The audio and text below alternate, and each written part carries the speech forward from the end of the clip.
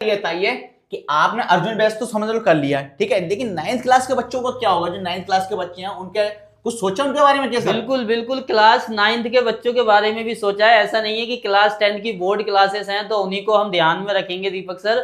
Class 9th के बच्चों के लिए भी सोचा है, क्योंकि जो बच्चे क्लास 9th में हैं वो भी 10th में आएंगे, वो भी तो हमारा रिजल्ट बनाएंगे। इसलिए क्लास 9th वालों के लिए भी हमने एक बैच बनाया है और उस बैच का क्या नाम हम रखेंगे, और वो बैच भी क्लास 9th वालों का जो होगा वो 1 अप्रैल से ही शुरू होगा। क्यों ना उस बैच का नाम अभिमन्यु बैच रखते हैं? क्योंकि बच्चे क्या होता है, 8 क्लास से 9th तक आता है, उसका बेसिक क्लियर नहीं होता है। अब वो 9th क्लास का अभिमन्यु वो वहां से सीख कर आ रहे हैं ना, ठीक है। अब वो 10th क्लास के अंदर क्या करेगा, वो सब कुछ सीख जाएगा।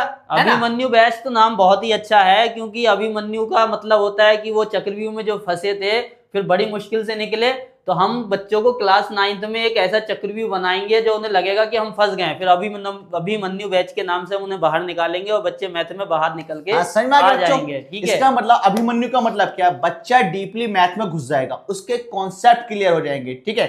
और जब कॉन्सेप्ट अच्छे से क्लियर हो जाएंगे, जब वो 10th क्लास के अंदर आएगा तो उस बैच से वो बाहर निकलेगा। और ये समझो जब उसका 10th अच्छे से हो निकल जाएगा, मतलब कि 100 आउट ऑफ 100 निकल जाएगा, तब समझ में आएगा कि अभिमन्यु और अर्जुन का क्या मतलब है। समझ में आ गया?